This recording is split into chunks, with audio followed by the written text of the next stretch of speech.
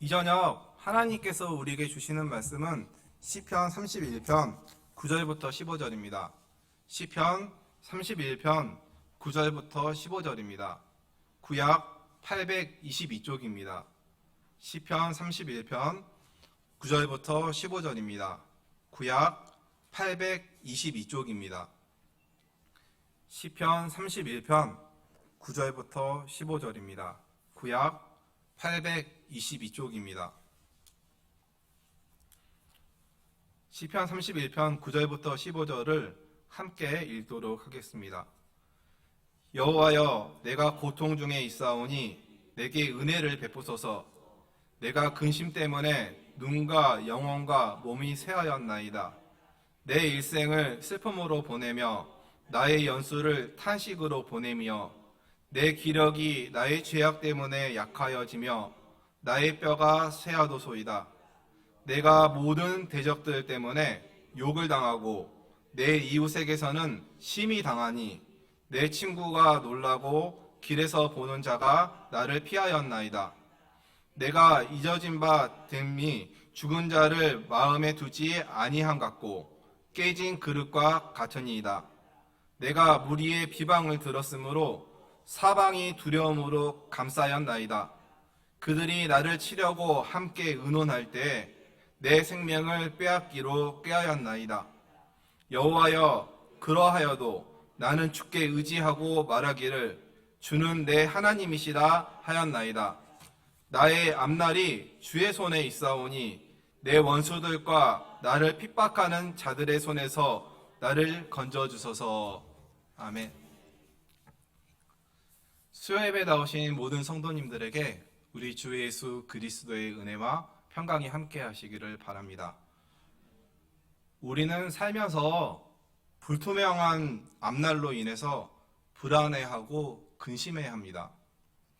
불투명한 유리가 우리 앞에 있으면 그 유리 너머로 무엇이 있는지 알지 못하기 때문에 답답해하듯이 우리 앞을 가로막는 커다란 인생의 장애물을 만나게 되면 답답함을 느끼고 누구나 미래에 대한 걱정에 휩싸이게 되어 있습니다. 예를 들면 오늘날과 같이 경쟁이 치열한 사회에서 이 사회 구조는 우리의 미래를 불투명하게 하고 어떤 때는 희망조차 보이지 않게 합니다. 청년들은 불안정한 일자리, 학자금을 대출받아서 상환해야 되는 문제, 기약 없는 취업 준비, 치솟는 집값 등 과도한 삶의 비용으로 인해서 연애도 결혼도 포기하거나 미루는 시대가 되어버렸습니다. 나 하나 살기에도 버거운 시대가 되다 보니까 저출산 문제와 직결되어서 인구 절벽 문제에 직면하게 됐고 또 자녀들을 둔 가정들은 나날이 치솟는 사교육비로 인해서 등골이 휘고 이로 인해서 정작 부모 자신의 노후 대책을 마련하지 못하는 지경에까지 이르고 있습니다. 노년계층은 어떻습니까? 우리나라 65세 이상 어르신들이 14%가 되는 고령화 사유를 이미 진입했습니다. 2025년에는 20%가 넘는 초고령화 사회로 들어가게 됩니다. 독거노인 수가 전체 노인의 4분의 1이 이미 넘었습니다. 연금을 낼 사람은 줄어드는데 받을 사람은 많은 구조가 되어버렸습니다. 그런데 이런 사회의 구조적인 문제도 힘들게 하는데 순탄하리라 믿어 의심치 않았던 내 개인의 건강, 가정, 사업 등의 예상치 못한 적신호가 켜지고 개선의 여지조차 전혀 보이지 않는다면 우린 더욱더 낙담하고 좌절하고 앞으로 펼쳐질 불안한 미래로 인해서 잠을 못 이루게 됩니다. 앞날에 대한 불안함을 뼛속 깊숙이 경험하게 되면 숨막히는 고통의 시간들이 우리를 엄습하게 됩니다. 한 치 앞도 앞이 안 보이고 사방이 큰 벽으로 둘러싸인 듯한 절망까지 경험해 보며 점점 자존감은 떨어집니다. 답답해서 견딜 수 없고 심장이 콩닥콩닥 뛰기조차도 합니다. 일이 잘 풀려야 될 텐데 만약에 또 시험이나 면접에 떨어지면 어떡할까? 내 다음 진로는 어떻게 결정되어질까? 직장을 만약에 잃게 되면 생계는 어떻게 유지하게 되지? 사업의 위기를 내가 잘 헤쳐나갈 수 있을까? 내가 걸린 질병이 나음을 받을 수 있을까? 나의 노후의 삶은 어떻게 진행될 것인가? 등등 캄캄한 미래에 대한 질문을 자신에게 던지며 걱정합니다. 불투명한 미래와 위기의 순간과 이 고통의 순간을 맞이하게 되면 심각한 경우에는 절망의 심연에 빠지게 돼서 그 다음에 펼쳐질 수 있는 무궁한 가능성의 미래를 생각하지 못하고 어떤 이들은 생명까지도 끊습니다. 사람이 긴장과 초조에 빠져서 평정심을 잃으면 생각의 폭이 협소하게 되고 결국 위기의 순간 합리적인 판단을 할 수 없기 때문입니다. 여기 계신 분들 중에서 앞으로 펼쳐질 불투명한 자신의 미래로 인해서 조금이라도 걱정과 불안을 경험해 보신 분이라면 이 같은 설명에 어느 정도 공감하실 것이라고 저는 생각합니다. 특히 어르신들은 어쩌면 일평생 이것들과 함께 싸우면서 인생을 헤쳐나오셨을 것입니다.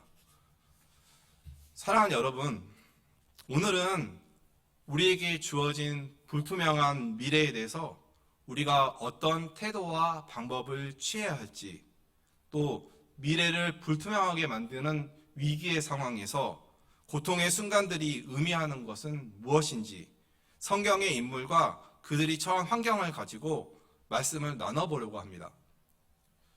믿음의 조상 아브라함을 다 아실 것입니다. 아브라함도 불투명한 미래로 인해서 꽤 힘들었을 만한 사람입니다. 고향과 친척과 아버지의 집을 떠나서 하나님께서 지시하는 땅, 보여주시는 땅으로 가야 했을 때 그 지점이 지도에 명확하게 있었던 것도 아니고 사방으로 황량한 대지였을 것이기 때문입니다. 기득권과 익숙함을 다 벗어던지고 하나님의 말씀을 따라가야 했던 낯선 이주 생활, 결코 쉽지 않은 미래였습니다. 당장 다음 날이 걱정되는 인생이 아브라함이었습니다. 야곱은 어떻습니까?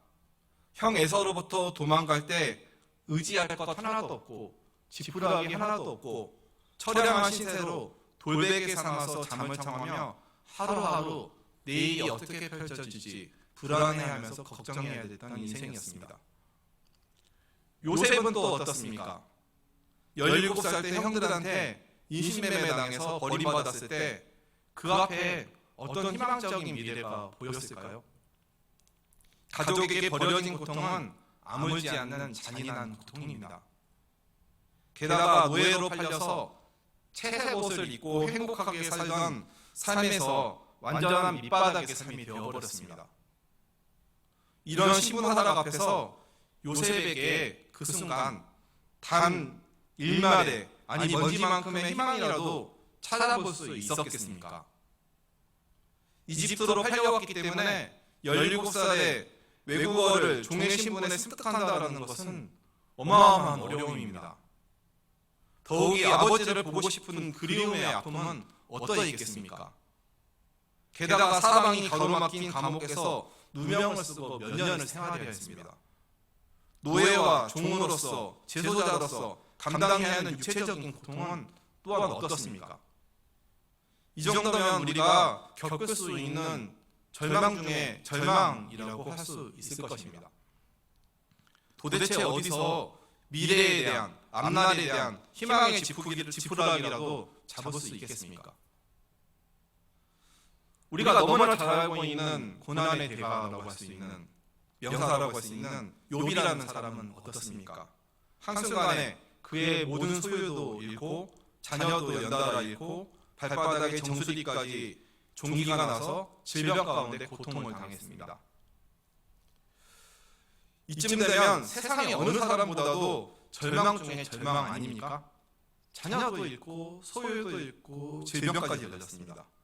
이런 상황에서 욥한테 당신의 앞날에 제발 희망을 가지라고 앞날이 있다라고 말할 수 있는 사람이 있겠습니까? 다니엘에 대한 사람도 있습니다. 사자굴에 던져졌습니다. 사방이 맹수도 둘러서해서 머지않아 죽음의 시간들입니다.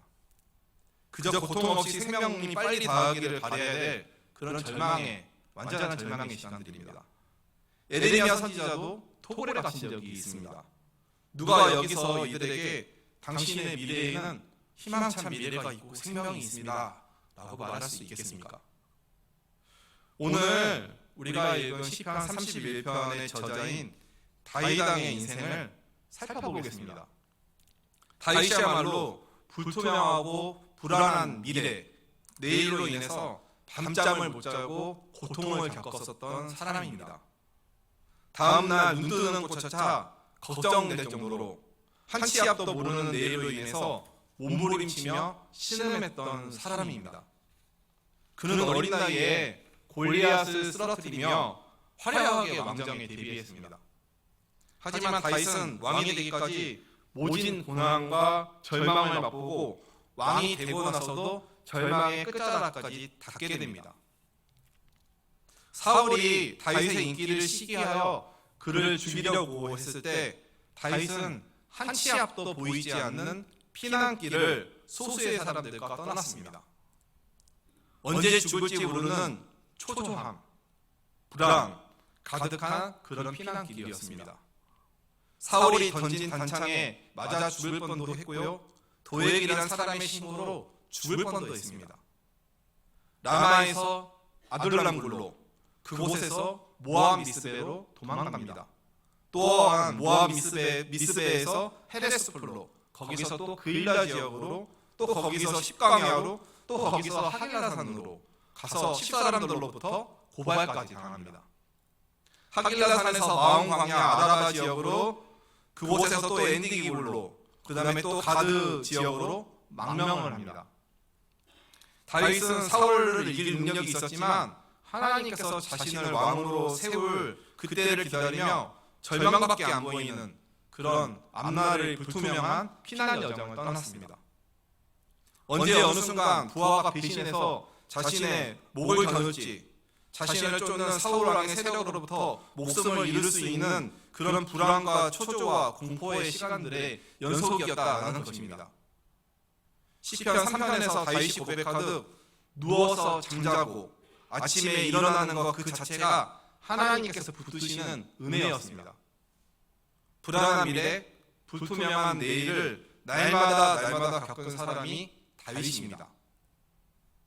사랑하는 여러분, 죽음과 생명이 한 발짝 거리에 있는 이와 같은 피난길에서 누가 다윗에게 다윗, 당신의 앞날에 소망을 가지세요 라고 격려할 수 있겠습니까? 심신이 지칠 때로 지쳐서 쇠약할 정도로 고단한 도망자 신세인데 왕이 되어서도 마찬가지였습니다. 이번에는 아들 압살롬 배반을 당해서 또 피난길에 오릅니다. 사랑하는 여러분, 그런데 이상하지 않습니까? 어떻게 하나님을 믿고 따르는 믿음의 사람들에게 하나님께서 이같이 꽉 막힌 듯한 고통과 어려움의 시간들을 허락하시는 겁니까?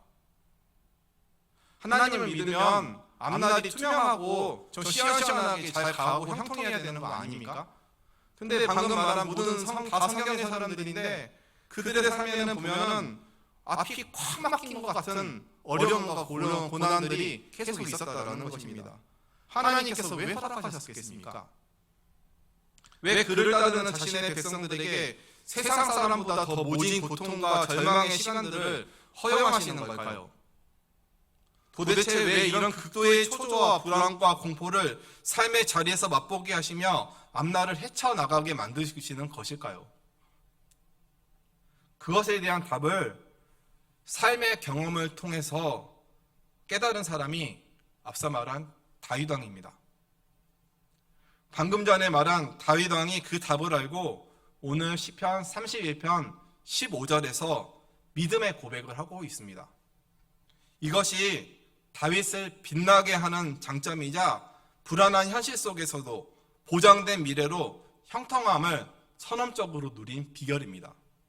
15절을 제가 읽어보겠습니다. 나의 앞날이 주의 손에 있사오니 내 원수들과 나를 핍박하는 자들의 손에서 나를 건져주소서. 이 부분을 세번역 성경으로 보면은 내 앞날은 주님 손에 달렸으니 라고 번역하고 있고요. 현대인 성경은 내 일생은 주님의 손에 달려 있습니다 라고 번역하고 있습니다. 공동 번역은 나의 앞날을 당신의 손에 맡기오니 라고 번역하고 있고, 영어 NIV는 My times are in your hands 라고 이야기하고 있습니다. 즉, 사람을 지으시고 시간을 창조하신 하나님의 손에 나의 시간들이, 나의 시대가, 앞으로 펼쳐질 나의 시대가, 나의 미래가 있고 하나님의 처분에 따라, 하나님의 주권에 따라 내 인생이 달려있다라는 것입니다. 이 시간 저를 한번 따라해 보시기 바랍니다. 나의 앞날이 주의 손에 있사오니. 그렇습니다. 하나님께서는 우리의 인생이 나의 손에 달린 것이 아니라 하나님의 손에 있다라는 것을 알게 하심으로 오직 하나님만을 의지하며 살게 하시기 위해서 우리를 연단하시는 것입니다. 우리의 마음이 교만하여져서 이 모든 것을 내가 했다라고 말하지 않게 하시며, 하나님의 택함을 받은 하나님의 자녀로서 우리의 인생이 하나님의 손에 붙잡힌 바 되었다, 하나님의 소원을 이루기 위해서 지어졌다라는 사실을 알게 하기 위해서라는 것입니다.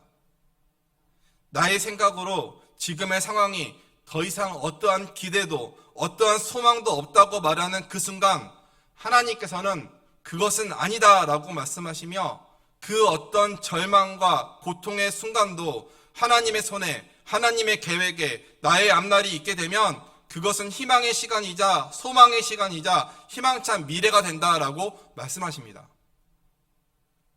우리 인간적인 생각으로는 도저히 답이 찾아볼 수 없는 그 순간에도 하나님의 손에 맡겨져 있으면, 하나님의 손에 붙잡힌 바 되면 그것은 그 생명의 길임을 우리에게 보여주시기 위함입니다. 사랑하는 여러분, 하나님의 손에 앞날이 맡겨졌던 순종의 사람 아브라함의 앞날이 어떻게 되었습니까? 하나님께서 보여주신 약속의 땅에 들어갔고 믿음의 조상이 되었습니다. 하나님의 손에 앞날이 있었던 야곱은 어떻게 되었습니까? 에서를 다시 만나기 전 야곱은 지팡이만 가지고 요단강을 건넜는데 돌아올 때는 무려 2때나 되었습니다. 하나님의 손에 앞날이 있었던 요셉은 그 모진 고통의 시간이 끝난 후 30세에 애굽의 총리가 되었습니다. 하나님의 손에 붙잡힌 바 된 욥은 어떻습니까? 모든 것을 다 잃고 자신의 몸까지 상하였지만 결국 하나님의 치유를 받고 자녀도 아들 7과 딸 3을 얻고 물질도 몇 배의 복을 다시 받습니다. 다니엘은 털끝 하나 상하지 않고 사자굴에서 나옵니다. 에레미야 선지자는 이루마탈 고통 속에서도 끝까지 예언자로서의 사명을 완전히 다 이뤘습니다. 다윗은 마침내 하나님의 때에 왕이 되었습니다. 절망에서 소망으로의 삶이 된 것은 단 하나의 이유 때문입니다. 그들이 잘나서가 아닙니다. 하나님의 주권을 그들은 인정하고 끝까지 신뢰했다라는 것입니다. 지금 당장은 그리 아니하실지라도 말입니다. 나를 지으신 이시고 나를 구원한 이시고 내가 영원히 경배해야 할 하나님이시기 때문에 내 삶의 모든 결정을 내가 하는 것이 아니라 고통이든 기쁨이든 그 무엇이든 모두 다 하나님께서 허락하신다라는 것을 인정하고, 하나님께서 나와 온 세상을 통치하심을, 다스리심을 인정하고, 하나님께서 내 인생을, 내 앞날을 이끄시는 분임을 끝까지 믿었기 때문에 그들은 절망의 시간에서 소망의 시간을 기다릴 수 있었고 하나님의 소원을 이뤄드릴 수 있었습니다. 사랑하는 성도 여러분, 여러분의 앞날은 누구의 손에 있습니까? 대학 입학, 취직, 결혼 문제, 진로 문제, 사업의 앞날, 건강 문제, 내 노후의 문제, 여러분의 손에 있습니까? 아니면 하나님의 손에 있습니까? 아직도 내 인생의 앞날이 내 손에 있다라고 혹시라도 생각하는 성도님들이 계신다면 이 시간 생각을 완전히 바꾸십시오. 혹은 나의 인생의 앞날이 하나님께 있다고 고백하면서도 앞날에 놓인 장애물로 인해서 그 믿음이 약해져만 가는 성도님들이 계셔야 한다면 다시 한번 고백하시기를 바랍니다. 나의 앞날이 주의 손에 있사오니. 사랑하는 여러분, 그렇다면 우리가 불안한 미래 속에서 이런 고통의 연단의 시간을 만날 때 우리는 구체적으로 어떻게 행동해야 합니까? 이에 대한 답은 찬양과 기도입니다. 오늘 본문이 기록된 시편 31편을 토대로 우리가 어려움에 처했을 때, 불투명한 미래를 앞두고 있을 때 어떻게 하나님께 탄원하며 기도해야 되는지 알아보겠습니다. 첫 번째로 우리가 하나님께 올려드려야 할 기도는 하나님을 향한 신뢰의 기도입니다. 2절을 제가 읽어보겠습니다. 내게 귀를 기울여 속히 건지시고 내게 견고한 바위와 구원하는 산성이 되소서. 하나님, 어려운 저의 이 상황을 살펴봐 주시고 저의 기도와 소리를 귀를 기울여 들어주시고 저를 이 어려운 시간에서 속히 건져달라고 자신의 현재 상황과 앞날을 놓고 간절히 기도하는 것입니다. 견고한 바위는 하나님의 보호하심과 돌보심을 상징하며 산성은 다윗의 개인적인 신앙 체험을 통한 신뢰의 표시입니다. 목동 시절부터 경험하였던 하나님의 보호하심과 구원하심에 대한 기억과 인생의 수많은 환난과 위기 가운데 만났던 자신의 산성이 되셨던 그 하나님을 신뢰하는 것입니다. 여기 있는 저와 여러분도 마찬가지입니다. 우리가 지금 여기에 예배드리고 있는 것 자체가 살아온 날들 자체가 기적이요 하나님의 은혜이고 하나님의 보호하심과 돌보심 때문입니다. 따라서 인생의 위기의 순간 오히려 그러면 그럴수록 더욱더 하나님을 찬양하고 더욱더 하나님을 신뢰하며 내 상황을 하나님께 아뢰며 기도해야 하는 것입니다. 둘째로 의탁하는 기도입니다. 5절을 제가 읽어보겠습니다. 내가 나의 영을 주의 손에 부탁하나이다. 진리의 하나님 여호와여 나를 속량하셨나이다. 하나님, 저의 모든 것을 다 하나님께 전적으로 맡깁니다. 하나님 뜻대로 이뤄주십시오라고 기도하는 것입니다. 하나님께 내 삶을 그냥 전부 맡기는 것입니다. 이것을 의탁이라고 합니다. 비행기 다들 타보셨죠? 비행기에 올라타서도 탑승 시간 내내 불안과 공포로 휩싸여 계신 분들이 계십니까? 고소공포증이나 공황장애 있으신 분들은 충분히 그럴 수 있는데 대부분의 사람들은 그냥 비행기에 편안하게 타고 있습니다. 그런데 비행기의 부품이 최소 400만 개나 되고 한치의 오차도 없이 작동해야 하는 비행기를 타고 인생에서 단 한 번도 만나보지 못한 그 비행기 기장의 조종 기술에 어떻게 우리의 생명을 그렇게 편안하게 맡기고 계십니까? 조종 자격증을 가진 사람과 첨단 기술에 대한 신뢰 때문에 그냥 우리의 몸 전체를 맡기는 것 아닙니까? 저는 이 비유가 의탁에 대해서 적절한 비유가 될 것이다 라고 생각합니다. 그 결과가 어떠하든지 선하시고 인자하심이 끝이 없으신 그 하나님을 절대적으로 신뢰함으로 내 삶을 그냥 맡겨드리는 것입니다. 하나님의 주권을 인정하고 맡겨드리는 것입니다. 하나님의 본체이신 예수님께서 십자가에서 죽으실 때 누가복음 23장 46절을 보면 아버지, 내 영혼을 아버지 손에 부탁하나이다 라고 말씀하셨습니다. 하나님의 본체이신 예수님도 육신의 옷을 입으셨을 때 자신의 앞날을 하나님의 손에 있음을 고백하며 하나님의 주권을 인정하며 자신을 의탁하셨습니다. 자신을 통해 모든 민족이 하나님께 돌아오게 하실 것을 하나님의 구원과 선하신 계획을 끝까지 신뢰하였기 때문에 의탁하셨던 것입니다. 나의 앞날이 하나님의 손에 있다라는 것은 절망에서 소망으로의 가시적인 복일 수도 있겠지만 믿음 있는 자들에게는 십자가를 통해서 이룬 영적 소망으로까지 가야 한다는 것을 우리는 예수님을 통해서 또한 알 수가 있습니다. 위대한 종교개혁가인 츠빙글리라는 분이 계신데 1519년 스위스 취리에 흑사병이 돌면서 무려 인구 전체의 3분의 1이 사망했습니다. 그리고 츠빙글리 자신도 흑사병에 걸려서 바로 죽음의 코앞에 놓여 있었습니다. 그는 이때 하나님의 놀라운 치유하심을 받게 됩니다. 이를 계기로 하나님의 주권을 더욱 강조하게 되었고 남은 인생을 전심으로 주의 일에 매진했습니다.